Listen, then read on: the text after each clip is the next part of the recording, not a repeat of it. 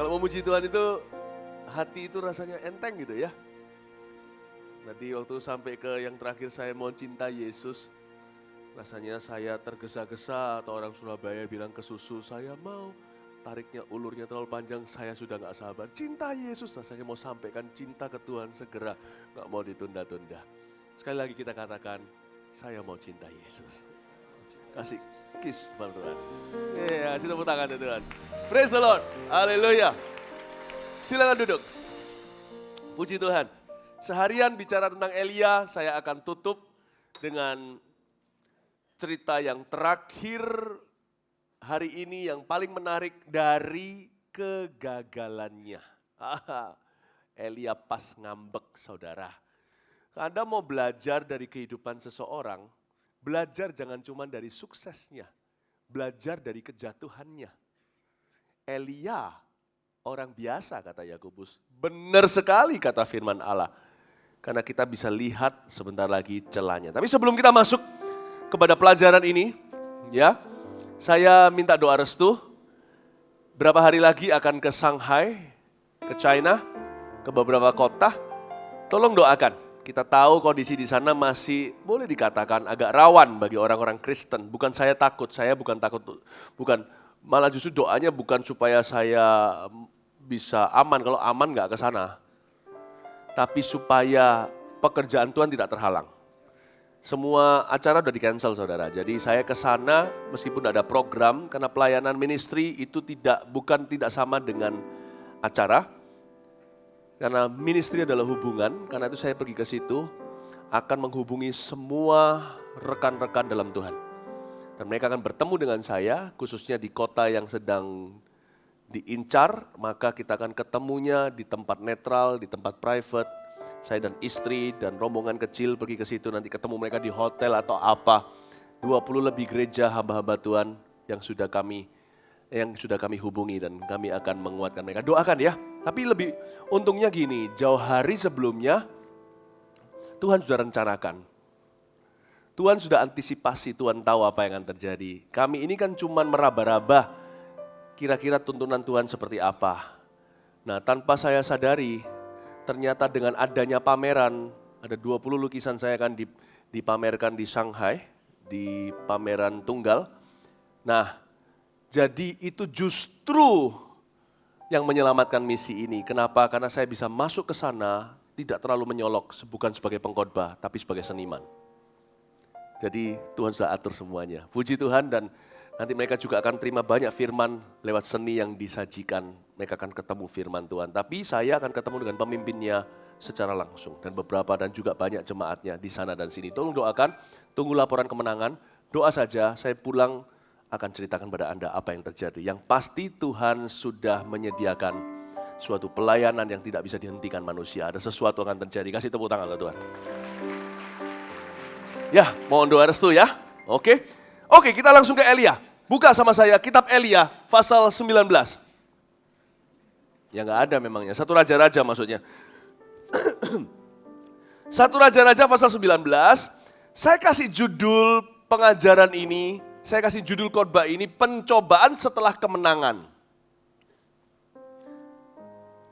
Pencobaan setelah kemenangan. Menang sekali-kali itu gampang, tapi terus menang lebih dari pemenang. Orang harus punya karakter waktu menang. Karena mau tahu nggak, sukses itu lebih bahaya daripada aniaya. Jadi berbahagialah Anda jikalau Anda jatuh dalam berbagai macam pencobaan, Yakobus pasal pertama. Karena itu membentuk iman, itu menjadikan Anda dewasa dalam Tuhan. Tapi berhasil seringkali membutakan. Sukses itu tidak mudah. Ada pepatah berkata, Anda mau tahu orang itu sebenarnya seperti apa sampai dia ditekan, ngalami penderitaan, baru kelihatan aslinya. Betul nggak? Ya betul, tapi juga tidak sepenuhnya. Mau tahu nggak? Mau tahu orang itu aslinya seperti apa? Kotak-kotak atau belang? Mau tahu warna asli seseorang? Gampang. Kasih dia popularitas, kasih dia kuasa, kasih dia uang. Kita akan tahu orang itu sebenarnya kayak apa nanti setelah dia berhasil. Karena itu, Bapak Ibu Saudara, Anda harus lebih worry, lebih khawatir. Anda jangan terlalu khawatir kalau anak ujian. Dia belajar, mas stres mas, harus belajar. Asal Anda bisa hibur anak Anda, bimbing dia, no problem saudara. Yang ketar-ketir kalau anak suatu hari berhasil. Anda harus banyak doa. Makanya itu parenting tidak pernah kelar, karena ini kan bulan keluarga. Enggak pernah kelar. Success changes people. Success changes us. Mau tahu orang aslinya kayak apa? Tunggu dia berhasil. Tuhan ajarkan pada saya, Philip, anakku, menang sekali-kali itu gampang. Terus menang, menjadi lebih dari pemenang, bertubi-tubi menang hingga jadi pemenang. Nah itulah tidak gampang. Itu membutuhkan orang yang matang. Ternyata Elia, masalahnya dia mulai terjadi ketika dia sukses. Kita lihat ayat pertama, Elia ke Gunung Horeb. Ketika Ahab memberitahukan kepada Isabel segala yang dilakukan Elia. Dan perihal Elia membunuh semua nabi itu dengan pedang. Ini kan menang. Nabi palsunya dibunuh semua. Tunggu dulu. Always be careful. Setelah Anda dapat rezeki uang, Anda dapat keuntungan, Anda terpilih terpilih untuk sebuah posisi yang bergengsi, mendapat sebuah pengakuan dari pemerintah, masyarakat, piagam. Setelah Anda dalam pelayanan memenangkan banyak jiwa, terjadi mujizat. Saya sudah melalui 24 FKA. Belum banyak saudara, tapi saya ngerti apa artinya bangga. Setelah Allah memakai Anda orang biasa untuk melakukan perkara-perkara yang tidak biasa. Hati-hati. After a mountain, there is always a valley. Setelah sebuah gunung, selalu ada lembah. Hati-hati saudara. Untuk Anda masuk ke kemenangan berikutnya dari glory kepada glory, kemuliaan pada kemuliaan lebih besar, Anda harus lewati lembah itu dengan benar. Disinilah banyak orang yang sekali-kali dipakai Tuhan, lalu gak pernah terdengar lagi ekornya di mana. Cerita seorang nabi yang luar biasa itu dimakan singa di perjanjian lama, jarang dibahas bukan? Anda kalau baca Alkitab yang komplit, makanya baca itu selesaikan satu Alkitab. Itu banyak perkara indah. Kalau cuma taunya Nabi Nuh dan istrinya 3 orang anaknya, cuma taunya Yunus, cuma taunya Paulus, rugi saudara. Rugi. Nabi itu dipakai sekali, dahsyat. Elia aja dahsyat, tapi Nabi ini gak kalah dahsyat, tapi dia sekali aja lalu dimakan singa. Karena dia gak tahan dengan yang namanya sukses. Saya mau ingatkan Anda bahwa sukses lebih bahaya. Bukan berarti kita jangan sampai berhasil, bukan. Tapi jangan targetkan keberhasilan. Targetkan karakter. Targetkan setia. Targetkan hal-hal yang bukan duniawi seperti keluarga. Hubungan saudara, gereja, bukan hanya bicara tentang sukses lahiriah semata-mata. Kita bisa bangun gedung, sebentar lagi gedung ini terbangun. Jangan berubah hai Mawar Sharon setelah gedung Anda megah. Ingatkan saya juga, kita saling ingatkan, saya ingatkan Anda ingatkan saya juga. Jangan berubah Pastor Philip, kalau dipakai Tuhan luar biasa suatu hari nanti. Saya belum merasa saya dipakai Tuhan luar biasa, benar. Mari kita saling mengingatkan, sukses lebih bahaya. Tapi jangan ditakuti, itu adalah mandat kita. Tuhan mau, kalau Tuhan datang, Yohanes 10 katakan, dia mau datang memberi kita kehidupan dalam kelimpahannya. Bukan bicara tentang sukses materi saja, tapi segalanya. Itu takdir kita, mandat kita. Tapi hendaklah Anda dan saya persiapan. Amin. Amin. Salah satu pakaian sukses yang harus dibawa kemana-mana itu bukan jas dan taksido, saudara. Tapi kerendahan hati. Pakai itu terus, Anda akan selalu ada di ballroom-nya Tuhan. Oh Tuhan, salah satunya lagi adalah kehancuran hati atau brokenness. Hati yang hancur, penuh penyesalan, Engkau berkenan, Engkau berkenan. Terus saya gak tahu bahasa Indonesianya gimana. You desire truth in the inward parts, a broken spirit, and a contrite heart. Engkau menghendaki kebenaran dalam batinku. Itu pakaian yang harus kita bawa kemana-mana. Ya, coba kita sekarang lihat ini ayat. Aduh, ini Ayat 2 mulai sedih apa yang terjadi. Ayat 2 berkata, maka Isabel menyuruh seorang suruhan mengatakan kepada Elia, beginilah kiranya para Allah menghukum aku, bahkan lebih lagi daripada itu. Jika besok kira-kira pada waktu ini aku tidak membuat nyawamu sama seperti nyawa salah seorang dari mereka itu, maka takutlah ia. Berhenti di sana, nanti kita lanjut dari situ ayat 3. Ketika 450 orang itu, nabi-nabi palsu itu dibunuh. Elia udah siap pesta. Mulai turunlah pertahanannya. Never bring down your defense, even when you win big. Tidak boleh menurunkan kubu pertahananmu, sistem pertahananmu, atau daya tubuh rohanimu. Bahkan ketika engkau menang gilang gemilang. Setiap kali Tuhan pakai, contohnya kalau saya dalam pelayanan kesembuhan, kalau ada orang disembuhkan, dahsyat saudara, saya baru dapat banyak cerita. Kemarin waktu anak-anak datang ke sini, kemarin kita adakan acara Bible Study Kids, 1000 anak-anak kecil, Eagle Kids. Wow, ada yang datang dari Jakarta, ada yang datang dari Bali. Yang datang dari Bali, tunjukkan fotonya, selang semuanya, gimana dia di FKA Bali sebelumnya, sembuh total. Saya lihat itu, wow, senang rasanya. Tapi Alkitab mengajarkan di pengkhotbah, waktu kau senang, jangan terlalu senang. Waktu kau sedih, jangan terlalu sedih. Bukan jadi orang itu tawar dan hambar, bukan. Selalu berjaga-jaga dan waspada. Sebab bagi orang yang sembuh, selalu masih ada orang yang gak sembuh juga. Jangan sampai ketika engkau senang, tiba-tiba ada satu orang datang dan mengutukmu dan berkata, anakku datang gak sembuh di KKR-mu tahu. Lalu dakwaan orang itu, intimidasinya kena ke hati, lalu Anda jadi kecewa sama Tuhan atau kecewa sama diri sendiri. Be careful. Setiap kali ada orang gak sembuh, saya selalu ingatkan, selalu ada orang yang sudah sembuh. Amin Bapak Ibu Saudara. Itu yang dikatakan di pengkhotbah. Ketika Anda menang gilang gemilang, si siapa namanya Ahab ini, si Elia ini sudah dari dulu kepingin supaya Ahab itu tekuk lutut, akhirnya dia submit juga. Ahab akhirnya berkata sama Elia, ternyata engkau hamba Allah. Dia mulai bangga, di sini kesombongan mulai masuk. Wow, semua orang mulai selamati aku. Aku mendapat pengakuan. Tiba-tiba out of the blue, gak tahu dari mana, muncul satu orang yang masih tidak kagum sama dia. Namanya Isabel yang berkata, gua bunuh lo. Kena, wah, kok masih ada yang gak suka aku?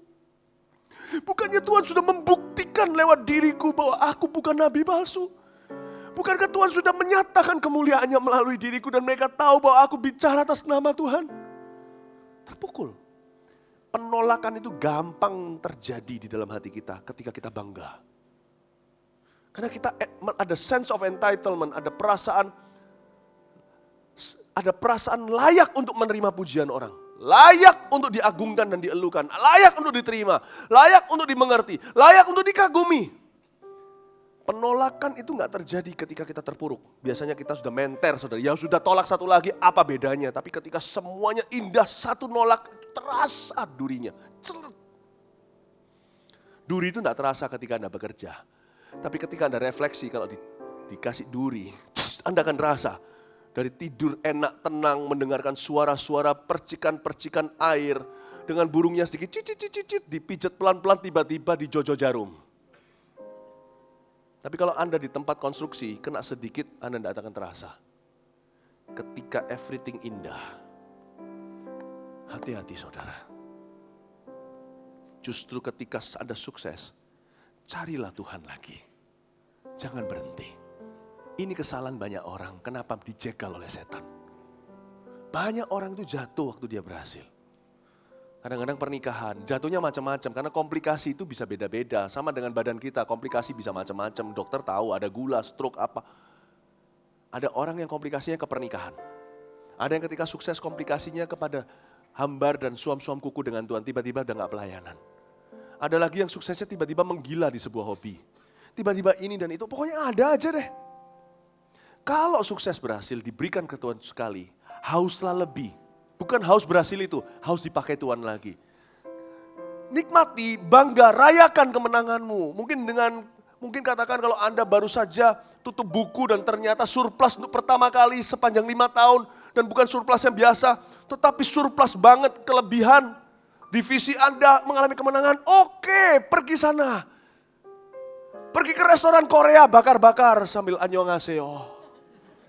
Bangga-bangga minum-minum, tapi jangan kelewatan lalu mabuk-mabukan, kena sojunya.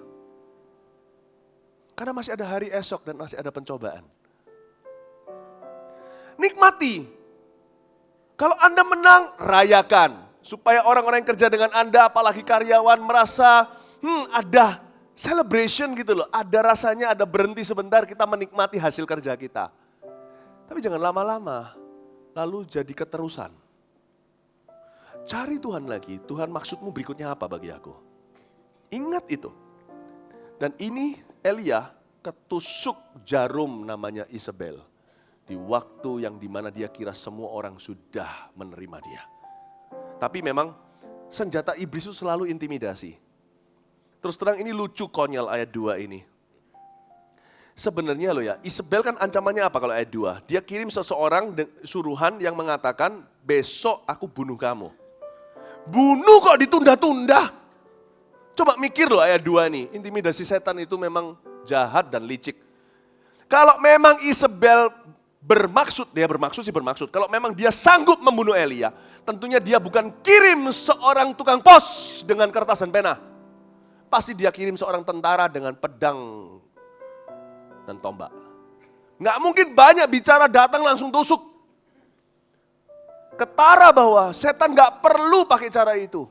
Intimidasi aja udah kalah si Elia. Karena dia lengah, padahal Elia ini sudah mau dibunuh dari 3,5 tahun yang lalu. Tapi dia tegar, kuat, makan dari gagak. Tapi ketika dia sukses, dia jadi seperti kapuk. Seperti marshmallow dia. Tidak ada opium, ganja yang lebih mematikan daripada keberhasilan yang tidak. Bukan keberhasilan gak jahat. Daripada keberhasilan yang tidak diimbangi dengan mencari Tuhan lagi. Itu opium yang paling bahaya. Hidup ini bukan waktunya untuk rest. Hidup ini bukan waktunya untuk pensiun. Pensiun itu di sorga. Kita hanya ada sabat di sini. 7 hari kita kerja, sehari alangkah baiknya Anda atur hal-hal yang tidak berhubungan dengan kerja. Beribadah contohnya, dengan keluarga, hobi dan apa, relax kalau di situ. Sana pergi pijet sana kakinya. Tapi jangan dijojo jarum saja. Atau apalah. Yang lakukan sesuatu yang fun. Kita cuman aja sabat, lalu ada sabat bulanan di mana ada. Di sini ada hari raya atau ada apa, kita liburan dan sebagainya. Tapi bukan pensiun. Di sini bukan tempatnya pensiun. Anda sukses jangan berkata pensiun dini. Gak ada ceritanya itu. Kalau Anda sukses hari ini, pasti tugas berikutnya menanti. Sekalipun Anda pensiun dari pekerjaan, katakan yang sudah berhasil sekali pekerjaannya, Anda gak pernah pensiun jadi papa mama dan orang tua. Anda harus lihat penerus Anda itu, Anda harus ayomi, nasihati. Anda harus selalu berada di duduk advisory board atau di posisi advisory atau posisi penasihat bagi penerusmu. Tidak ada orang bisa pensiun.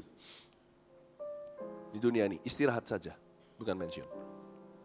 Jangan pernah sukses membuatmu merasa aku berhenti. Disitulah stagnasi. Ayat 2 ini, si setan licik sekali. Isabel beritahu, aku bunuh lu. Padahal kalau mau bunuh, ngapain basa-basi? Bunuh aja langsung. Ketara gak bisa. Setan gak bisa bunuh dia. Setan cuman bisa bius dia. Setan gak bisa bunuh anak-anak Tuhan. Hanya bisa bius mereka. Dan kalau mereka gak hati-hati, lewat keberhasilan atau rasa puas diri. Ayat 3. Maka takutlah ia.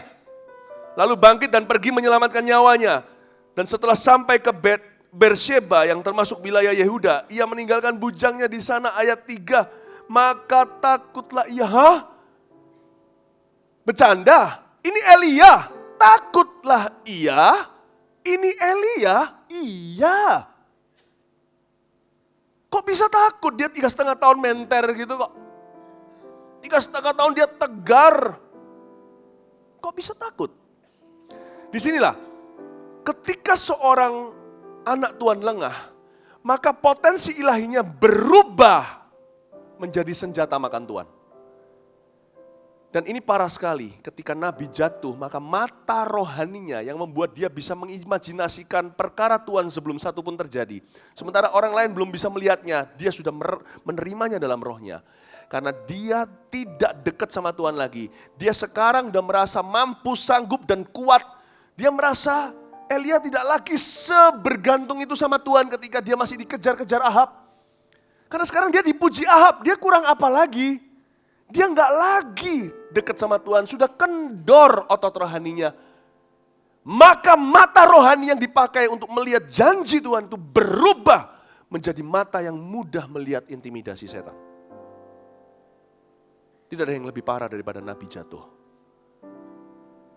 Hari ini Tuhan juga memperingatkan saya. Bapak Ibu Saudara, saya tahu firman. Justru bahaya. Kalau saya jauh dari Tuhan, Anda mau konselingi saya bukan ngomong ini sok-sokan ya, ini ngomong dengan takut akan Tuhan. Anda mau nasihati saya, pakai nasihat apapun saya tahu Anda mau ngomong apa. Pak Denny, kalau sampai saya meninggalkan Tuhan, jauh, murtad, jangan terjadi Tuhan. Tak akan terjadi dengan doa Anda juga, jagai kami. Amin. I love you, thank you. Ya, kalau sampai iya, dan Anda mau konselingi saya, datang ke rumah saya. Pak Philip, ayo kembali ke Tuhan dong. Mau pakai trik apa? Saya tahu semua. Mau pakai trik apa? Mau bawa rantai, saya tahu, trip to hell kan? Dangerous. Karena potensi kita akan semua berbalik menyerang kita. Ini yang terjadi dengan Elia. Dia nggak sadar, cara setan tuh licik. Setan nggak bisa kalahkan dia ketika dia dekat Tuhan. Tapi ketika dia jauh dari Tuhan, dan dia nggak sadar ternyata dia nggak ada yang ngomongin sama dia. Karena Elia nggak punya mentor, tidak ada beritahu kalau sukses lebih bahaya. Jadi dia nggak persiapan, tapi dia renggang sama Tuhan. Ketika itu terjadi, mata rohaninya berubah menjadi mata intimidasi. Maka takutlah dia yang tadi bisa membayangkan dia bunuh Nabi Baal, sekarang bisa berimajinasi dia yang dibunuh di atas mezbah Baal. Dangerous. Bapak, Ibu, Saudara, orang yang sukses contohnya dalam dunia kerja, dia berjeripayah, dia adalah generasi pertama yang kaya, contohnya. Dia bukan anak yang lahir dari keluarga yang mampu disuapin dengan sendok emas. Dia langsung bangkit, terjang, lawan arus, dan dia berhasil besar. Dan kegigihannya waktu itu dipakai oleh Tuhan, karena dia dekat sama Tuhan. Tuhan urapi kegigihannya menjadi buah. Ketika dia jadi. Kalau dia nggak tetap jalan sama Tuhan, maka kegigihannya akan berubah menjadi kegigihan merusak hidupnya. Dan dia akan berkata, kenapa aku hanya satu istri? Aku gigih bisa dapat apa yang ku mau, sekarang aku bisa dapat beauty yang aku kehendaki. Bahaya. Anda bisa lihat, sebenarnya orang itu tidak berubah. Cuman orientasinya bukan lagi Tuhan, tapi setan. Dengan potensi yang sama yang diurapi Tuhan sekarang dihinggapi oleh setan. Dan berubahlah menjadi self-destructive. Menghancurkan diri sendiri. Itulah tidak heran banyak orang di tempat kedudukan jatuh. Jatuhnya dengan sifat yang sama yang mengangkat dia ke sana. Dari sini kita tahu pelajaran Yohanes 15 pokok anggur yang benar. Bahwa kita berhasil bukan karena potensi kita. Karena di luar aku kami tidak bisa berbuat apa-apa. Ternyata di luar Tuhan, kita masih punya potensi karena kita diciptakan dalam gambaran rupa Allah. Tuhan tidak perlu masuk di hidup kita ini diciptakan dari Dia. Jadi yang gigi tetap gigi, tanpa Tuhan tetap gigi. Yang ulet tetap ulet, tanpa Tuhan tetap ulet. Anda pernah lihat gak orang di luar sana yang ulet kerjanya padahal gak kenal Tuhan? Itu dari Tuhan. Tetapi di luar aku gak bisa berbuat apa-apa, artinya, tapi karena dia tidak berhubungan dengan Tuhan, tidak dekat dengan Tuhan, potensi yang sama membuat dia besar, potensi yang sama membuat dia busuk. Karena itu saya takut untuk jauh dari Tuhan. Itulah saya tidak mau membanggakan apa yang telah saya capai di dalam Tuhan. Saya berkata semua karena Engkau. Pakai aku lagi. Perpanjang kontrakmu dengan aku, lanjutkan kasih karuniamu. Amin Bapak Ibu Saudara. I'm teaching you this. So when you're successful, you don't change. No, when we are successful, we don't change. Karena saya juga sama. Isan, hayo Isan kau. Di atas gunung masih ada gunung yang lebih tinggi. Anda merasa sukses? Orang paling sukses di atas Anda yang Anda iri, Mereka masih iri sukses orang lain yang lebih tinggi dari mereka. Saudara, jangan banggakan apa yang telah Anda capai. Takut akan Tuhan. Ini yang terjadi, maka takutlah ia. Ayat 4. Anda belajar menangkap sesuatu? Ya. Tetapi ia sendiri masuk ke padang gurun sehari perjalanan jauhnya, lalu duduk di bawah sebuah pohon arar. Kemudian ia ingin mati. Katanya, cukuplah itu. Sekarang ya Tuhan, ambillah nyawaku. Sebab aku ini tidak lebih baik daripada nenek moyangku. Kembali ayat 4, mundur sedikit ke belakang dari kata kemudian. Kemudian ia ingin mati. Enggak lah, dia enggak kepingin mati. Saya berani buktikan, kalau dia mau mati, dia enggak usah lari ke padang gurun. Tinggal di tempat aja, tunggu besok, kan mau dibunuh sama Isabel. Ini bukan mau mati, ini self-pity. Ini mengasihani diri sendiri. Ya, semoga ada pewahyuan-pewahyuan waktu kita belajar ini. Hal-hal yang tidak terpikirkan. Waktu saya baca, saya ketawa. Elia, kau seperti aku. Tuhan, biar mati saja. Enggak lah, Tuhan bilang. Benar. Kasih kanker. Enggak mau Tuhan. Enggak lah, self-pity lah. Self-pity. Self-pity adalah sebuah dosa yang terselubung. Rasa mengasihani diri itu pertama-tama dimulai dari perasaan layak. Kalau Anda tidak merasa layak, Anda tidak akan self-pity. Itu perasaan namanya sense of entitlement. Tahu sense of entitlement? Contoh, saya datang ke restoran, pesen makanan, kok belum keluar, sedangkan pelanggan yang sebelah, masuk customer yang di meja sebelah itu baru datang. Saya itu ternyata bisa perhitungan. Datang restoran bisa tahu siapa dulu yang datang. Padahal nggak ada cekloknya. Kok keluar dulu nasi gorengnya? Gue pesen yang sama nggak keluar. Marah, banting meja. Bang! Nasi gorengku mana? Karena kita secara tidak sadar sudah direkam di bawah sadar bahwa yang namanya pelanggan itu raja. Sekalipun kita hamba Tuhan, tapi sekali masuk restoran kita berubah sifat, semuanya raja. Waiter itu yang kita jajah. Mana nasi gorengku? Itu namanya entitlement. I am worthy. Aku layak. Mungkin sebelum gebrak meja, dia berpikir dulu, aku ini kasihan. Aku nunggu 10 menit lebih lama. Nasi goreng gak keluar. Kasihan aku ini. Aku patut untuk diperlakukan istimewa. Itu waiter kurang ajar. Mana nasi gorengnya? Kalau Anda banyakan amarah, itu akarnya di situ. I am worthy, I am God. Akulah Allah. How dangerous. Makanya itu Musa gak bisa masuk pernah perjanjian, mau tahu kenapa? Bukan karena cuma ngamuk doang. Tuhan kok juaji istilahnya, kok Tuhan itu perhitungan, kok Tuhan itu nggak kenaan. Marah gitu aja nggak masuk tanah Kanaan. No, lewat amarah Musa sedang mencetuskan ke bumi dan surga. I am God. Akulah Allah. Oh, berbahagialah jemaat yang punya restoran yang saya pernah makan di sana. Saya nggak pernah marahi waiter-waiternya. Karena saya sudah belajar hal ini dari Tuhan. Paling saya tanya, Mbak mana Mbak? Saya dari tadi nunggu. Ini perut udah keroncongan Mbak. Udah gitu aja. Oh, self pity ini. Aku mau mati. Enggak lah ya.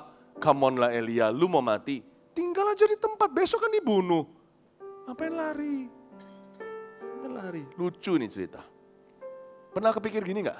Belum kan? Kita lanjutin. Kemudian ia ingin mati, katanya cukuplah itu. Sekarang ya Tuhan, lanjut lagi. Ambillah nyawaku. Ambillah nyawaku. Perhatikan kata ambillah nyawaku di sini. Anda akan terkejut. Saya yakin setelah Elia ngomong itu, dia langsung tutup mulutnya. Kok bisa aku ngomong gitu? Gak peduli Anda sejauh apa, selama Anda ikut Tuhan, posisi apa dalam pelayanan. Tidak peduli Anda serohani apa saudaraku. Detik di mana, hari di mana engkau berhenti mengikut Kristus, Anda akan menyadari ternyata dagingmu tidak pernah luntur, tetap sekuat dulu untuk meruntuhkanmu. The flesh is capable. Daging kita tuh sanggup. Saya pasti, bayangin, seorang Elia pasti terkejut dengan kata-katanya sendiri, saya yakin dia shock, makanya dia lari. Ambil nyawaku. Dia kaget, loh Seorang pendeta pengkhotbah nabi masih mikir bunuh diri. Kok bisa ya aku masih berpikiran mau bunuh diri? Padahal aku ini sudah rohani. Aku ini sudah nurunkan api. Membunuh dan mengalahkan kemah musuh. Peperangan rohani ikut menara, berkhotbah KKR, punya CG, punya kelompok besar bertumbuh semua ketika suatu hari bukan karena masalah. Di balik masalah itu alasan sesungguhnya adalah merasa diri mulai layak. Kehantam masalah karena tidak dekat sama Tuhan, runtuhlah iman. Waktu itu tiba-tiba dagingnya take over, ambil alih. Dan dia berkata, tiba-tiba pikiran bunuh diri jadi kuat sekali. Padahal kita tahu bunuh diri itu masuk neraka. Kok bisa terpikir juga? Jangan kaget, ada sebuah show film, lupa di National Geographic kalau nggak salah. Atau di Animal Planet kalau nggak salah. Salah satu itu namanya Monster Inside of Me. Bagaimana orang makan makanan yang kurang higienis. Lalu tiba-tiba di dalamnya ada cacing sekian jari-jari begitu panjang. Dan sakit sekali, dia nggak tahu ternyata di dalam dirinya ada monster. Perhatikan, Paulus berkata di Roma, nggak usah dibuka. Daging ini menentang roh Allah dan hukumnya. Hukum roh Allah, hukum Allah. Dan selama kita hidup menuruti roh, hidup oleh roh, kita tidak akan mengikuti keinginan daging. Tapi ketika kita menuruti keinginan daging, maka kita akan binasa. Mengerikan saudara, apa yang kita sanggup lakukan akan menjadi sebuah pewahyuan yang paling menyakitkan bagi kita. Aku masih bisa melakukan ini. Aku masih bisa mengucapkan kata-kata sejahanam ini. Aku masih bisa ternyata berbuat sekeji ini dan sekotor ini. Kok bisa ya padahal aku udah kenal Tuhan. Weh. Selamat datang dalam sebuah pewahyuan basic atau dasar. Bahwa dagingmu tetap ada di tubuhmu. Saya nggak bisa bayangkan, jangan sampai terjadi aja. Philip Mantova yang lama, kalau saya izinkan hidup bukan lagi Yesus hidup dalamku. Ku tidak hidup. Hidupku bukannya aku lagi tapi Yesus dalamku. Kalau saya izinkan Philip Mantova ini hidup lagi, scary things I can still do. Saya bisa melakukan hal-hal yang mengerikan. But thank God, thank Jesus. Terima kasih pada Yesus. Dia tidak mengizinkan sehari pun itu terjadi. Dagingku ditaklukkan di bawah Roh Kudus. The flesh is still capable. Itulah sebabnya ada orang komentar gini, karena orang dunia nggak punya firman Allah, nggak punya pewahyuan. Ada orang berkata, aduh, Cik, lu denger enggak? Itu lo teman kita itu lo, anaknya itu, aduh, suaminya itu alim Cik, baik orang itu Cik, nggak pernah neko-neko aneh-aneh. Tahu enggak? Pergi lo sama wanita lain. Ditinggal digeletakkan gitu aja. Belum lebih celaka lagi hari-hari ini emansipasi wanita. Yang perempuan yang meninggalkan rumah. Sama cowok lain. Padahal anak ditinggal begitu saja. Kok bisa? Laki mungkin masih bisa. Karena mungkin dianggap buas atau animal atau binatang. Wanita itu kan kemamaan. Apalagi punya anak. Kok bisa? Bisa Ci. Orang berhenti ikut Tuhan. Bisa Ci. Tapi dia orang baik loh. Taci tidak tahu. Hawa dan Adam itu makan bukan cuma buah yang jahat. Orang baik juga bisa jadi jahat. Kok bisa ya? Oh, jangan berbuat seolah-olah terkejut Ci. Di Alkitab sudah tertulis. Bisa tangkap ini ya. Jangan pernah berkata, oh gue sudah baik, aku sudah baik, jadi gak usah terlalu dekat, teman-teman gak apa-apa, aman, safe. Ya, safe base, aman, saya aman, kenapa? Gak usah terlalu dekat, gak usah terlalu radikal sama Tuhan, gak usah terlalu mendekat, cari firman Tuhan, berdoa, gak usah. Saya ini orang baik, dari keluarga baik-baik. The monster inside of you is not baik-baik. Ini sekali dihinggap satu roh keluar dulu, kembali dengan 7 konconnya temannya yang lebih jahat. Anda tidak tahu tiba-tiba orang biasa jadi G juga bisa. Jangan main-main. Oh tidak apa-apa, aku orang baik kok. Bergaul. Loh kalau Anda memang punya misi berbeda dalam covering yang jelas Anda memenangkan LGBT. Ya. Bukan BCLT, BCLT itu untuk kita punya CG. Jangan salah loh ya. Orang baik-baik tiba-tiba nggak tahu bergaul, main-main dengan api, pergaulan seimbang menjadi satu kuk dengan orang-orang yang tidak percaya atau yang hidupnya menentang firman Allah. Tapi karena mengecap, turut mengenjoy atau menikmati hidup bersama dengan mereka, bukan menjadi orang yang dari sisi mendoakan mereka untuk menjangkau mereka, tetapi lebih bermain-main dengan api dan dengan mereka. Dari orang yang straight, bisa-bisa berubah menjadi lesbian. Padahal dia itu orang yang tidak pernah ada kecenderungan bisa. Bisa. Never play-play ya. Ya. Nah sekarang kita lihat masalahnya Elia lagi. Kita lanjut lagi di ayat 4 tadi yang B. Kemudian ia ingin mati, katanya cukuplah itu sekarang ya Tuhan, ambillah nyawaku, ya kan? Perhatikan kata berikutnya. Ini menarik sekali menunjukkan kondisi hati. Sebab aku ini tidak lebih baik daripada nenek moyangku. This is interesting sekali, ini menarik sekali. Aku gak lebih baik daripada nenek moyangku. Dengan kata lain, Elia pernah merasa lebih baik dari nenek moyangnya. Nah inilah yang disebut dengan spiritual pride. Kesombongan rohani. Berarti dia pernah merasa lebih baik dari nenek moyangnya. Elia yang polos. Elia yang tidak berpendidikan, katakan tidak dijelaskan gelarnya. Elia yang tidak punya koneksi-koneksi apa-apa dengan orang besar siapapun. Dia dipakai Tuhan karena percaya firman Tuhan. Sekarang berubah menjadi orang yang mulai hitung-hitungan. Apa yang telah kucapai dibanding dengan orang lain, aku lebih dan melebihi mereka. Elia mulai merasa dirinya lebih daripada nenek moyang. Nggak mungkin dia ngomong kayak gini kalau dia nggak merasa begitu duluan. Sebab aku nggak lebih baik daripada nenek moyangku. Berarti dia pernah merasa lebih baik dari mereka. Hati-hati saudara, Alkitab mengatakan, Paulus pernah menuliskan, jangan pikirkan dirimu lebih tinggi daripada yang seharusnya. Tapi hendaklah yang seorang menganggap orang lain lebih penting dari dirinya. Ingat itu, selalu ingat. Saya sebagai pemimpin, saya selalu ingatkan, kalau saya hari ini diberkati, ada firman bagus keluar dari mulut saya, itu bukan karena saya bagus. Itu karena Tuhan bagus sama Anda.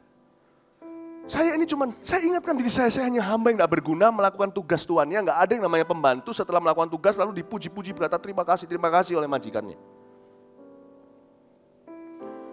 Kalau saya hari ini mendoakan orang-orang sembuh itu bukan karena saya hebat atau saya ini orang pilihan Tuhan. Tapi karena Tuhan memilih untuk menyembuhkan orang itu, saya orang terdekat yang mau.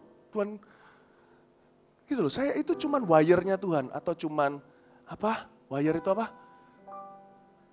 Ya. Yang penting itu kalau Anda di TT uang transfer atau bahasa Inggrisnya I wire you money. It's not the wire my friend, it's the money.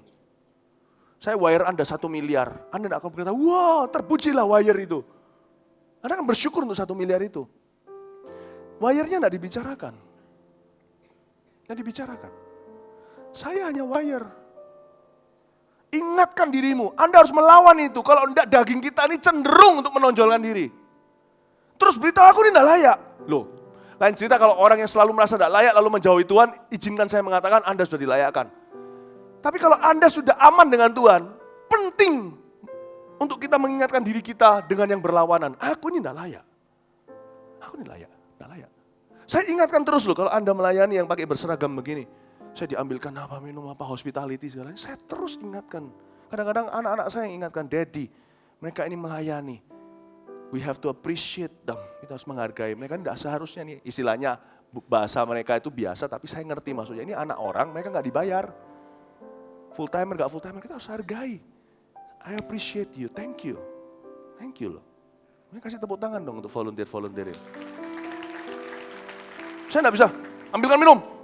Gak bisa. Gak bisa. Saya harus ingatkan. Sekalipun saya memimpin mereka, saya gak lebih besar dari mereka. Saya gak lebih penting. You have to remind yourself di tempat kerja, di mana-mana. You're not worthy. You're not worthier than, Anda tidak lebih layak daripada waiter-waiter itu. Mereka dibayar untuk melayani, bukan untuk dimarahi. Ya, amin Bapak Ibu Saudara. Semoga kita belajar dari Elia, kita tidak merasa diri sendiri lebih baik daripada nenek moyang kita. Dia merasa Elia ini mulai bangga dengan apa yang dia capai. Dia sudah nggak sepolos itu lagi si Elia ini. Udah mulai nggak polos dia. Susah.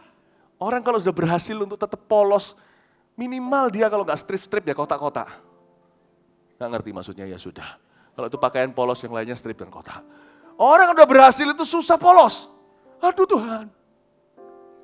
Biar kami tetap polos. Saya kepingin nanti Anda doakan, termasuk saya. Saya nggak punya isu, oke? Saya nggak punya masalah. Tapi saya nggak nunggu masalah baru doakan. Please pray for me. Saya senang pada waktu di Sidoarjo kemarin, kami hamba-hamba Tuhan satu regional, dari regionalnya Pastor Samuel dan Pastor Lani.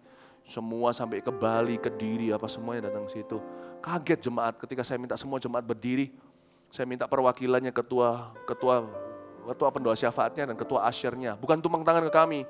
Tidak boleh janggut tumpang tangan ke kepala. Tapi kami berlutut, saya minta kami diulurkan, jemaat ulurkan tangan. Mereka kaget, kami berlutut semuanya, 20 kami. Dan minta agar jemaat mendoakan kami untuk tetap rendah hati. Itu jemaat kaget waktu saya minta begitu. Saya kepingin tuh, kita lebih sering begitu. Pray for us. Susah gitu loh untuk polos. Kalau kita mulai di spotlight. Susah untuk polos. Kalau pengikut mulai banyak. This is a very honest sermon. Ini adalah khotbah yang sangat jujur. It's not easy for me, it will not be easy for you. Nggak gampang buat saya, nggak gampang buat kita. Saya kepingin tetap untuk bisa dekat sama Tuhan, nggak ada gangguan. Saya nggak kepingin semua embel-embel ini. Saya tadi di kebaktian sebelumnya saya ngomong begini. Kalau Tuhan bilang, Philip selesai, kamu nggak usah khotbah lagi. Mau aku. Kalau saya cuma suruh doa kayak zaman dulu, saya doa Sabtu pagi waktu saya masih sekolah Alkitab, mau aku. Aku enggak lagi menganggap posisi tempatku berdiri ini sebagai hak yang aku harus pertahankan. Enggak, ini karunia, ini tugas. Sukacitaku terletak pada namaku tertulis di kitab kehidupan. Bapak Ibu, mari kita polos yuk. Sebentar lagi gereja manusia akan semakin diberkati. Ada gedung, ada apa segalanya. Ayo, saling ingetin diri sendiri untuk polos ya. Ngomong kanan kirinya jangan kotak-kotak. Jangan pakai strip-strip, polos aja hatinya. Bilang, ngomong gitu ayo, katakan. Ya sudah gak mau ya wis. Gitu aja loh. Saya dari tadi cerewet situ sih ngomong. Kali saya ngambek gak mau khotbah. Ayat 5, sesudah itu ia berbaring dan tidur di bawah pohon arar itu. Tapi tiba-tiba seorang malaikat menyentuh dia serta berkata kepadanya, bangunlah makanlah. Ketika ia melihat sekitarnya maka pada sebelah kepalanya ada roti bakar. Wih, Tuhan tahu bikin roti bakar. Gitu. Dan sebuah kendi berisi air. Lalu ia makan dan minum kemudian berbaling pula. Seneng ya, lucu ya. Sedikit aja komentar sampingan ya. Enggak ada hubungan sama khotbahnya tapi lucu ya. Tuhan kalau kasih itu enggak kasih roti, suruh ngolah sendiri, sudah dibakarin. Tuhan kalau itu aku, kasih aku meshes.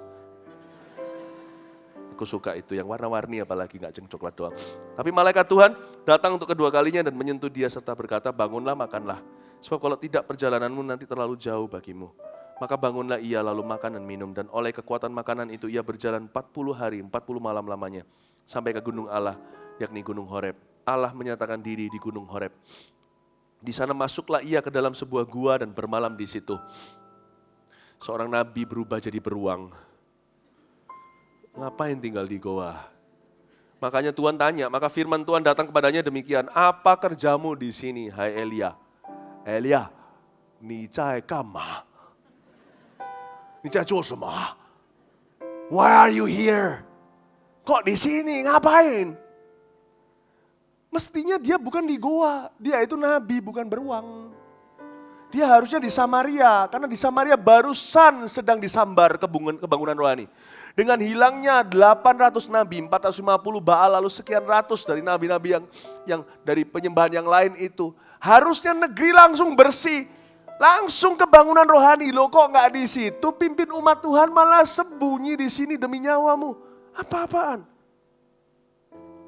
Ini loh, waktu kita sudah nggak dekat sama Tuhan, we will always find ourselves in the wrong places in life. Waktu kita tidak dekat sama Tuhan, kita mulai menemukan diri kita berada di tempat yang serba salah di hidup ini. Jawabnya, ayat 10 perhatikan, aku bekerja segiat-giatnya bagi Tuhan. Wow, aku harap saya tidak pernah berkata gini sama Tuhan, aku bekerja segiat-giatnya untuk Tuhan.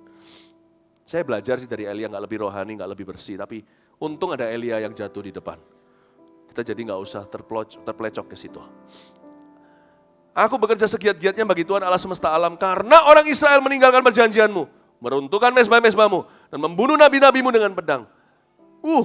Dari perkataan ini saja, dia orang yang mulai menyalahkan. Orang ya, seorang nabi yang berbicara dalam nama Tuhan. Kalau pahit hatinya, mulai salahkan sana-sini.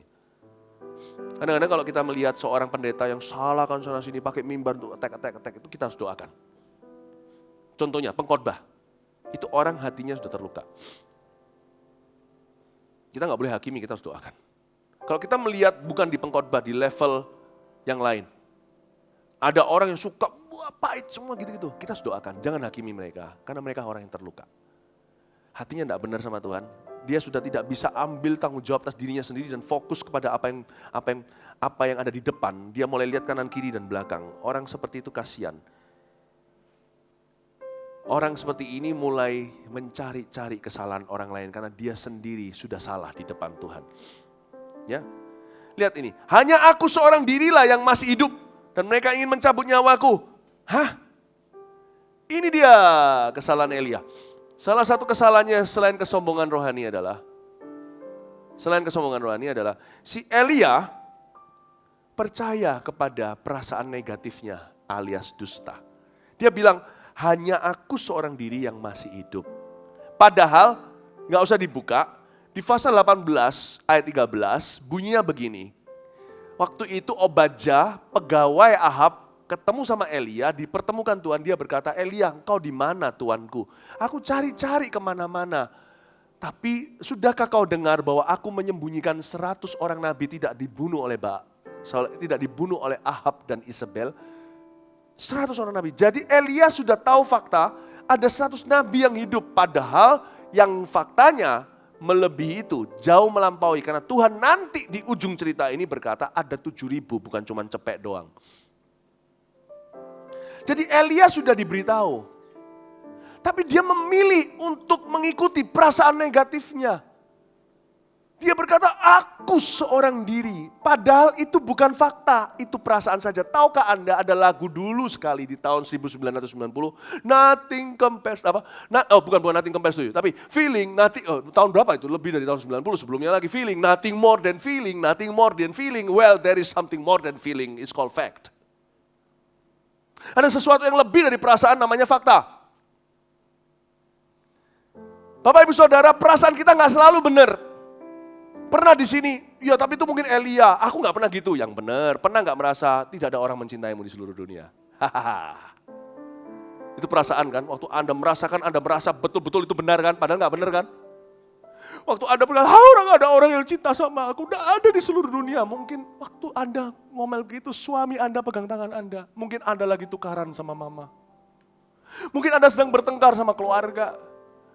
Ketika suaminya pegang atau sebaliknya istrinya pegang, suaminya pegang tangannya. Suaminya mungkin bergumun di hatinya. Lah aku ini siapa nak mencintaimu? Langsung terbukti salah di tempat tertangkap basah. Si wanita, perasaan kan peka, kalau perempuan perasaan lebih terbuai. Kalau terpuruk juga terpuruk. Enggak ada orang cinta padaku, di depanmu ada seorang yang mencintaimu. Suami juga sama, marah-marah. Enggak adil, hidup ini enggak adil. Semua orang enggak adil sama aku. Betulkah? Mikir lagi, coba mikir lagi. Enggak ada orang yang menghormati aku, enggak ada yang menghargai aku kerja. Aku mati-matian banting tulang, siapa yang menghargai aku? Sampai nangis, sorry ya. Tidak ada orang yang memperhatikanmu, sorry. Bener tah? Elia mulai percaya, mulai mengikuti perasaan negatifnya. Dengar baik-baik, ketika iman kita goyah, perasaan menjadi segalanya. Nah itu bahaya. Karena perasaanlah orang masuk ke dalam berbagai macam masalah yang tidak diizinkan Tuhan. Tapi karena kekerasan hatinya. Padahal ini enggak benar. Lihat ayat 11. Lalu firman-Nya, keluarlah dan berdiri di atas gunung itu di hadapan Tuhan. Maka Tuhan lalu, angin besar dan kuat yang membelah gunung-gunung dan memecahkan bukit-bukit batu mendahului Tuhan. Tapi tidak ada Tuhan dalam angin itu. I love it. Tidak ada Tuhan selalu di dalam yang sensasional. Dan sesudah angin itu datanglah gempa, karena si Elia ini kan sudah terbiasa dengan perkara luar biasa. turunkan api apa segalanya, lama-lama kecanduan. Hati-hati dengan kecanduan perkara-perkara sensasional. Perkara luar biasa. Saya selalu ingatkan diri sendiri, saya tidak boleh bersuka cita karena iblis takut sama saya dan turut pada perintah saya. Tapi nama saya tertulis kitab kehidupan, dengan kata lain Tuhan bilang, pastikan sukacitamu sederhana tiap hari. Contohnya, pastikan sukacitamu itu di perkara sederhana. Yang perkara besar, sukacita Tuhan, serahkan ke Tuhan, jangan ada urusan. Pastikan sukacitamu gini, setiap pagi bangun, wow aku orang Kristen, kalau mati sekarang juga aku masuk surga. Seneng saya, gitu.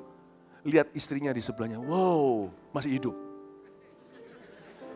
Atau suaminya masih hidup, wow puji Tuhan. Berapa banyak orang tidak punya pasangan. Bukan karena tidak punya jodoh, tapi yang sudah menikah pun ditinggal meninggal dunia. Hargai. Anda cium anak-anak, waduh anakku baik. Taruh sukacita, wow. Aku mungkin orang biasa, kerjaanku biasa-biasa. Tapi anakku tidak harus biasa. Aku bersyukur, aku tidak bisa genap, tidak bisa capai mimpiku. Tapi dalam diri mereka, mimpiku akan tergenapi. Coba bersukacita. Mau makan di depan Anda, terima kasih Tuhan untuk makanan ini. Naik mobil, sama-sama hewannya. Cuma yang sana macan. Yang sini berbeda, yang biasanya dimangsa oleh macan. Yang sana jaguar. Yang sini yang biasanya kalau di film-film Animal Planet itu yang dikejar sama jaguar. Kita lihat, wah, berkata terima kasih Tuhan. Mobilku tidak tiba-tiba mogok. Tidak mogok, aku taruh sukacita, aku punya mobil yang baik, yang bisa antarkan aku satu tempat ke tempat lain. Gengsinya kalah, tapi sama-sama sampainya kok. Apalagi kalau macet, sama sampainya. Kalau mobilnya mogok, terima kasih Tuhan. Yang mogok mobilnya bukan ginjalku. Taruh ke perkara sederhana sukacitanya. Nggak akan selesai-selesai Anda tertawa di depan Tuhan dan bersyukur. I learned that. Be simple, keep simple. Tetap sederhana. Amin Bapak Ibu Saudara. Sampai mana ya? Anda belajar sesuatu? Ayat 12, dan sesudah gempa datanglah api, tapi tidak ada Tuhan dalam api itu. Dan sesudah api itu datanglah bunyi, aha, angin sepoi-sepoi basah. Ini dia. Ini dia. Tiba-tiba Elia dikembalikan, dikonfrontasi dengan kasih mula-mula. Iya Tuhan. Aku pertama ikut Engkau yang menjadikan aku menjadi obor api Allah, gempa bumi, dan menjadi angin yang besar. Itu sepoi-sepoi basah. Aku pertama ikut Tuhan itu polos-polos saja. Hanya sepoi-sepoi basah. Waktu aku pertama kali bekerja dulu itu kerinduanku apa? Aku masih ingat aku anak muda dulu ikut pemuda gereja Mawar Sharon. Aku cuma ingin memuliakan-Mu yang terutama di dalam hidup ini. Meninggikan nama Yesus yang terutama di dalam hidup ini. Memuliakan namanya. Haleluya, haleluya. Saya mau cinta Yesus. Sederhana ya. Aku mulainya dulu itu bekerja cuman kepingin memuliakan Tuhan dan cinta Yesus. Sekarang kok lain ya, mauku banyak. Loh mau banyak gak apa-apa. Orang kerja kalau tidak driven, tidak punya dorongan, tidak punya ambisi itu gak baik. Anak muda gak punya ambisi, saya paling gak respect. Anak muda low energy yang loyo gitu tuh, itu mesti tambah darah. Gak boleh. Anak muda harus berambisi. Tapi kalau ambisinya pada taraf di mana aku harus dapat ini dulu baru happy, nah itu lain. Itu sudah definisi. Itu udah definisi, itu lain lagi. Saya udah happy dulu, sekarang saya ambisi. Lain cerita. Kok sekarang aku baru gini baru happy, gini baru bersyukur. Sekarang mulai ada taruh banyak syarat kalau begini aku baru cintai keluarga, baru fokus ke anak-anakku. Nanti dulu, kaya dulu baru nanti aku main sama anak-anakku. Kejar uang dulu nanti anak-anak tiba-tiba besar panggil Anda Om. Atau nanti dulu kalau aku begini, aku dapat ini, aku baru melayani. Kok gitu ya sekarang? Kok gitu ya? Sepoi-sepoi basah gak gitu itu? Dulu awalnya yang membuat Elia besar itu, gara-gara sepoi-sepoi basah itu. Kok tiba-tiba sekarang dipertahankan, kalau itu diambil rasanya sakit sekali. Saya gak mau, sungguh saya gak mau. Sungguh saya gak mau. Dan saya berdoa sama Tuhan, hati saya tetap dibuat seperti Daud ketika dia bukan apa-apa. Segera sesudah Elia mendengarnya, ia menyelubungi mukanya dengan jubahnya lalu pergi keluar dan berdiri di pintu gua itu. Maka datanglah suara kepadanya yang berbunyi, Apa kerjamu di sini, hai Elia?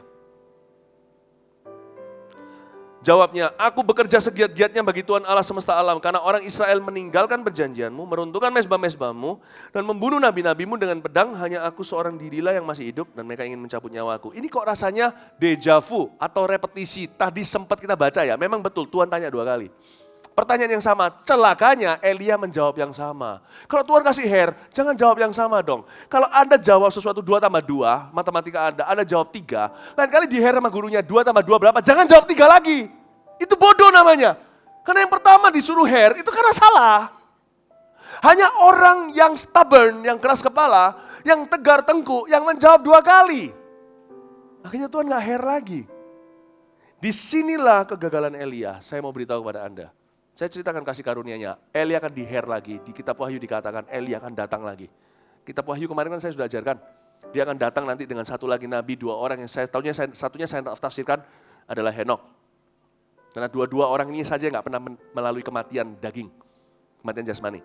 Ya, dia akan di-hair lagi. Tapi karena dia gagal pertanyaan kedua, kalau Anda dibentuk Tuhan 2 kali, cepat lulus ya. Karena kemungkinan nggak ada ketiga. Dan Tuhan nggak pernah bertele-tele, Tuhan tidak pernah obral soal. Ini waktu kedua kali dia jawab yang sama, disinilah akhirnya Elia, saya pakai bahasa Inggris dulu. Finally Elijah misses God's best and misses the rest of God's plan.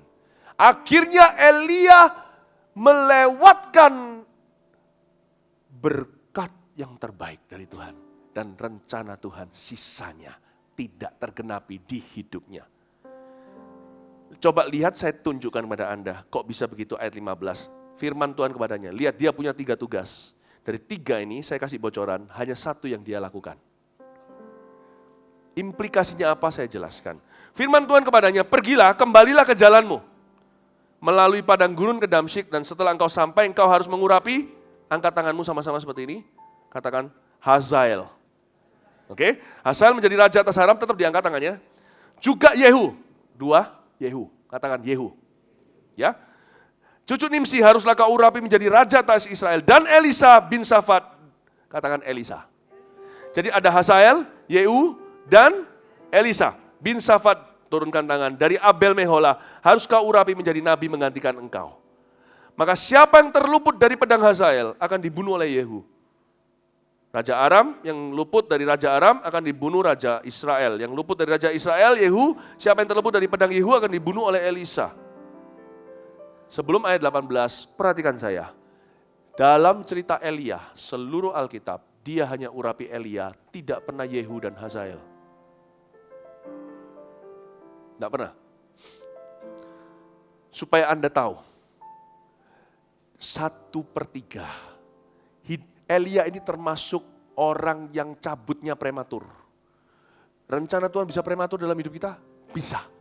Kalau kita meresponi dia dengan salah. Dan berkali-kali lagi kita tidak mau tobat-tobat. Maka bisa prematur. Akhirnya Elia missing God's best and missing the rest of God's plan in his life.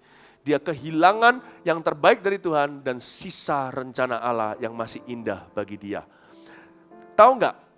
Andai kata Elia menjawab dengan benar dan meresponi dengan tepat, maka Nabot gak akan mati. Anda baca di perjanjian lama, Nabot itu dibunuh sama Ahab. Karena mau direbut kebun anggurnya, dia pakai sengketa yang gak sehat, pakai fitnah. Karena dia raja, main kuasa. Dibunuhlah Nabot, dirajam di kebunnya sendiri. Kadang-kadang ya kelalaian kita bisa menyebabkan kerugian besar bagi orang lain dan anak cucu kita. Andai kata Elia urapi yang namanya Yehu. Anda tahu ceritanya di perjanjian lama, Yehu sembelih rumah tangga Ahab. Raja Israel ini. Habis yang membunuh Isabel juga. Dia. Orang-orangnya. Andai kata dia taat, the blood of the innocent would not be shed. Darah orang yang tak berdosa, istilahnya lah ya, tak akan ditumpahkan ke tanah. Nabot mati sia-sia. Kalau hari ini saya kurang taat sama Tuhan, pasti ada yang bayar harga. Orang lain saudara akan membayarnya. Saya tidak mau karena saya tidak taat, maka Anda yang akan berlumuran darah. Dan setiap kita pegang kunci kerajaan sorga, pasti ada yang berlumuran darah karena Anda main-main dan tidak taat pada Tuhan. If you don't pay the price, your child will pay the price. Suami istri cerai contohnya, anaknya pasti bayar. Pertengkaran yang tidak selesai rumah tangga, cucunya pasti bayar di belakang. You don't want to pay, somebody else will. And those people whom you love the most will pay the most. Orang yang paling kau cintai akan membayar harga yang paling mahal. Saya tidak mau itu terjadi. Saya tidak mau terjadi. Saya ajak Anda untuk melihat kebenaran ini, akhirnya ke ayat 18. Kita lihat ayat 18. Tetapi, aku akan meninggalkan 7.000 orang di Israel, yakni semua orang yang tidak sujud menyembah Baal dan yang mulutnya tidak mencium dia. Ternyata enggak cuma cepek saja, tapi ada 7.000 saudara. Tapi yang membuat saya menarik di ayat 18 adalah kata tetapi. Kalau Tuhan sudah pakai kata tetapi itu enggak enak, Roh Kudus sudah duka. Tapi ada 7.000, enggak seperti yang kamu katakan. Kalau ada tapi itu enggak enak. Itu semua kehendak dalam kehidupan orang itu, kehendak Allah adalah kehendak yang diizinkan, bukan lagi kehendak yang berkenan. Bukan lagi perkenanan, tapi Tuhan terpaksa. Tapi kalau kamu memang mau ngotot, mau, ya sudah, aku izinkan. Kawin sana sama orang yang tidak percaya, ya sudah. Kalau ada tetapi, jangan jalan. Tapi Elia terima itu, ya udah tetapi nggak apa-apa. Tuhan di sini ayat 18 yang terakhir berbicara, itu Tuhan yang curhat, bukan Elia lagi. Tapi tidak seperti yang kamu katakan Elia. Ada 7.000, bukan hanya kamu satu. Luar biasa. Konklusi, dengan ini saya selesai. Hanya 3 hal. 1, kalau sukses, tetaplah rendah hati. Tulis itu. 2, tetaplah setia. Jangan berubah warna, jangan gonta-ganti ini itu. Hari ini keinginan saya hanya to finish well. Saya sharing sama istri saya bilang, wow. Tuhan sudah lakukan ini dan itu dalam hidup kita. We just want to finish well. Kita cuma mau setia. Lahir baru sebagai pendeta, mati sebagai pendeta. Gak berubah warna. Mana ada macan tutul bilang, tiba-tiba berkata, aku mau jadi jerapah. Setialah. Pekerjaan Anda mungkin bisa berubah profesinya. Tapi panggilan gak bisa berubah. Oleh karena itu yang ketiga, kerjakanlah panggilanmu. Kalau Anda tahu itu panggilanmu, kerjakan saudara itu. Hidup terlalu pendek untuk pelin-pelan. Untuk lompat sini, belalang pelahap, belalang lompatan. Kerjakanlah panggilanmu. Di antara panggilan itu, salah satu yang paling indah adalah panggilan. Bagi saya, salah satu panggilan saya yang paling indah adalah dipanggil oleh anak-anak saya, Daddy atau Papa. Atau dipanggil oleh istri saya, suamiku atau sayangku. Itu saya tidak boleh kecewakan. Doakan kami para hamba Tuhan di Gereja Mawar Sharon yang mengajarkan ini untuk jadi teladan dulu. Kami sudah jadi teladan. Karena itu Anda mau mendengarkan bukan? Kalau enggak kan pasti Anda nek-nek sekali nggak mau dengarkan yang beginian. Doakan kami untuk bisa terus mengisi role peran itu dalam kehidupanmu. Menjadi teladan Kristus di tengah-tengah jemaat. Saya undang setiap full timer yang ada di sini untuk bangkit berdiri. Full timernya. Full timer maju yuk, ke sini yuk. Full timer ada? Iya. Cuman kita berdua. Wah, ganteng sendiri. Gak ada saingan. Banyak ternyata.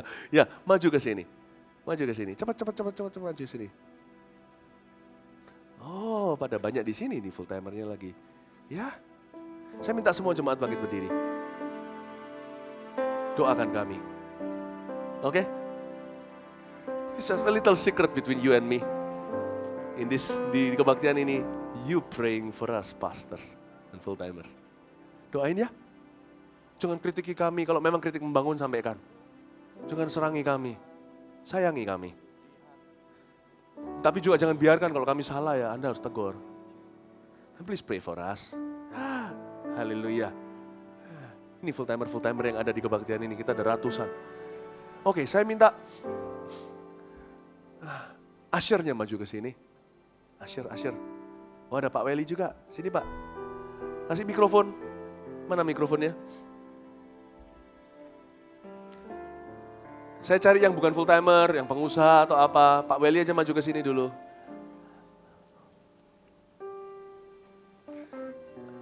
Wakili jemaat ya. Doakan kami sebentar lagi, oke?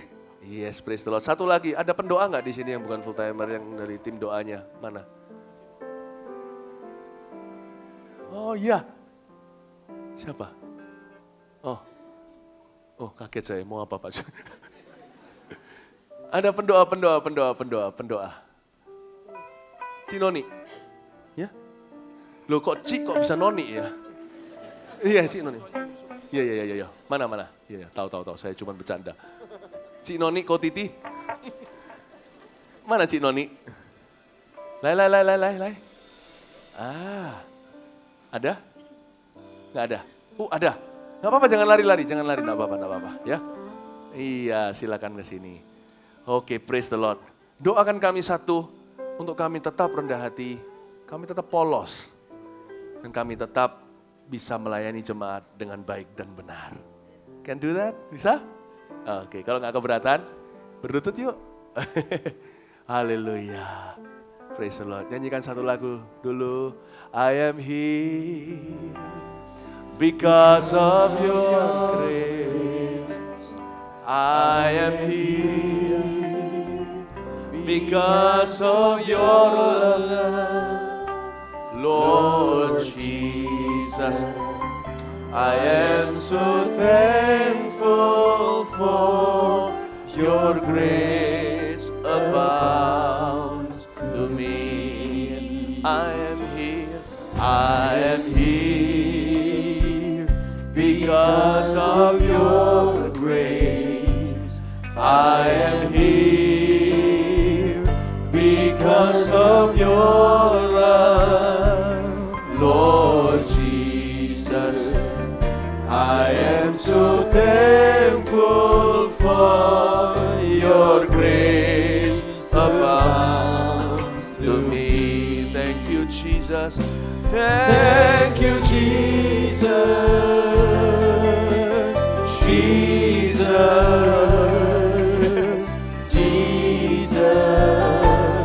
Thank you, Jesus. It's only by your grace that I could live today.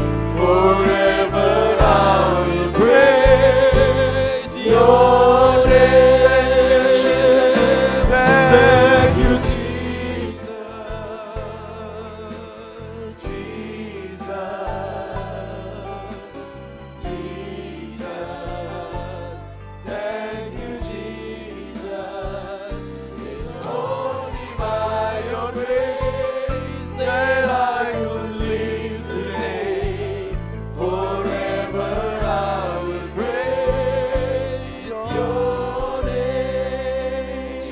kendali sementara kepada Anda berdua. Silakan doakan kami mewakili jemaat.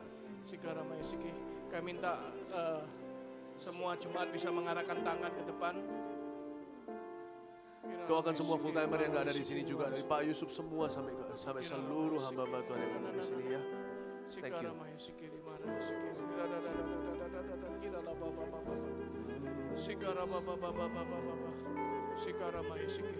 Kami mengucap syukur bermalam hari ini Tuhan. Terima kasih buat firman-Mu. Firman-Mu mengajar setiap kami untuk kami tetap rendah hati, kami tetap setia, dan kami tetap ada dalam panggilan-Mu. Malam hari ini kami bersyukur buat setiap pemimpin gereja kami bersyukur buat setiap full timer yang ada di tempat ini Tuhan.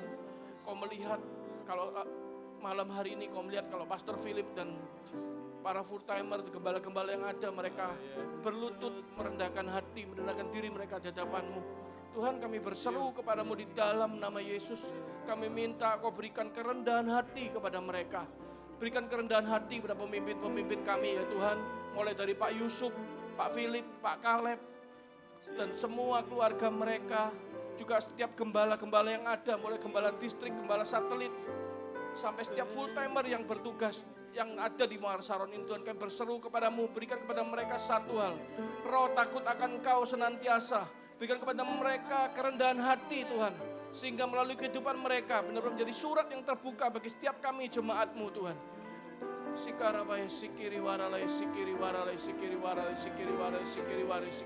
Kami yakin dan percaya Tuhan, mereka adalah manusia biasa, yang nggak lebih dari tidak lepas dari kesalahan, tidak lepas dari apapun. Tapi satu hal, ketika Engkau memberikan kepada mereka kemampuan untuk mereka rendah hati, kami tahu Tuhan, gereja ini akan terus bertumbuh dan bertumbuh lebih lagi. Terima kasih Bapak, terima kasih sekali lagi. Engkau berikan kerendahan hati, Engkau berikan kesetiaan kepada mereka, sehingga mereka boleh senantiasa mengiring Engkau sampai pada kesudahannya. Dan kami yakin dan percaya, kami akan melihat sesuatu yang dahsyat akan terjadi melalui gereja ini. Terima kasih Bapak, terima kasih.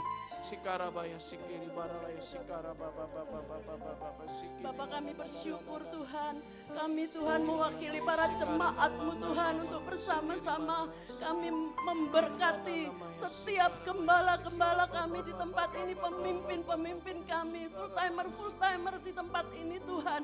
Kami bersatu hati untuk memberkati mereka. Kami bersyukur Tuhan kalau Engkau bawa kami untuk masuk di gereja ini. Kami percaya Tuhan ini bukan kebetulan, tapi Engkau punya rencana yang indah buat setiap kami jemaat-Mu. Engkau akan membawa kami lebih lagi Tuhan, untuk melihat rencana-Mu yang indah dalam gereja ini Tuhan. Kami percaya Tuhan, takut akan Tuhan itu terus akan menyertai pemimpin-pemimpin kami Tuhan. Dan biarlah Tuhan setiap kami Tuhan ada ikatan kesatuan kasih dari pemimpin kami dengan setiap jemaat-jemaat. Ada satu kesatuan, yaitu kesatuan kasih di dalam Engkau. Kami percaya Tuhan, dengan kesatuan itu Tuhan kami akan melihat kuasa Tuhan yang besar dinyatakan atas gereja kami. Bukan karena pemimpin kami yang hebat, tapi karena Tuhan yang hebat itu bekerja dalam hidup pemimpin kami. Terima kasih Tuhan, terima kasih Tuhan. Berikan kepada kami jemaat-jemaat-Mu hati yang setia, hati yang rela, hati yang mau, hati yang taat untuk setiap apa yang menjadi panutan-panutan di gereja kami Tuhan. Kami mau menjadi jemaat-jemaat yang setia Tuhan. Karena kami tahu Tuhan, dengan jemaat-jemaat yang setia, maka nama-Mu akan semakin dibesarkan di gereja ini Tuhan. Kami tidak meninggikan gereja ini, kami tidak meninggikan pemimpin-pemimpin kami, tapi kami tahu Tuhan yang ditinggikan di gereja ini. Tuhan yang ditinggikan oleh pemimpin-pemimpin kami. Berkati mereka Tuhan, berkati mereka, berkat yang tidak pernah ada batasnya. Kami tahu Engkau tahu jerih lelah mereka, Engkau tahu setiap apa yang mereka doakan, dan doa orang benar tidak akan pernah sia-sia. Kami bersyukur Tuhan, kami semua dari atasan sampai terus Tuhan full timer sampai jemaat-jemaat, kami tidak akan kekurangan berkat-berkat-Mu. Di dalam nama Yesus, di dalam nama Yesus kami akan melihat rancangan yang indah itu terjadi lewat gereja ini. Nama Tuhan dipermuliakan. Terima kasih Tuhan, terima kasih Tuhan. Haleluya. Mari kita berikan tepuk tangan untuk Tuhan. Terima kasih. And God bless you too. Beri tepuk tangan bagi Tuhan. Oh haleluya, I'm so ready to go to China. Haleluya. Kansia Yesus. Nyanyi Yesus. Bahasa Inggrisnya nggak apa-apa. Yesus, kansia Yesus， 指引着你恩典，是我们为你活，我赞美你直到永远。Terima kasih. Angkat tanganmu katakan terima kasih, Yesus,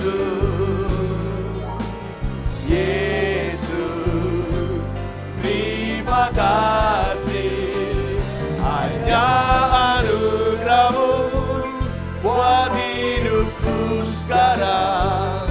Ku mau memuji-Mu selamanya. Terima kasih, terima kasih, Yesus, terima kasih karena anugerah-Mu buat hidupku sekarang. Ku kan memuji-Mu selamanya. Hanya ada anugerah-Mu, hanya anugerah-Mu. anugerah-Mu buat hidupku sekarang. Ku kan memuji-Mu selamanya. Hanya anugerah-Mu, hanya anugerah-Mu buat hidupku sekarang. Ku kan memuji-Mu selamanya. Haleluya. Mari angkat tingkat tangan kita ke atas. Full timer dan pastors yang di belakang saya ulurkan ke depan. Mari kita berkati jemaat sebagai timbal balik doa mereka kepada kita, untuk kita. Berkati jemaat-Mu dengan roh takut akan Tuhan. Berkati jemaat-Mu dengan pertumbuhan rohani. Berkati jemaat-Mu dengan damai sejahtera jasmani. Ya Bapa, pakai umat-Mu, bukan hanya yang di kebaktian keempat ini, tapi semua kebaktian di mana ada orang mau share di semua satelit ini. Punya spirit dan DNA yang sama. Kau bawa kami maju berlangkah-langkah di depan. Engkau pakai kami bersama dengan Engkau memenangkan dunia. Tuhan, terima kasih untuk jemaat yang mengasihi-Mu dan mengasihi, saling mengasihi. Berkati mereka pulang ke rumah, damai sejahtera, dan berkat itu sampai ke rumah tangga mereka. Dari sekarang sampai Maranatha. Di dalam nama Tuhan Yesus Kristus. Amin. We love you. Selamat malam. Tuhan memberkati. Thank you.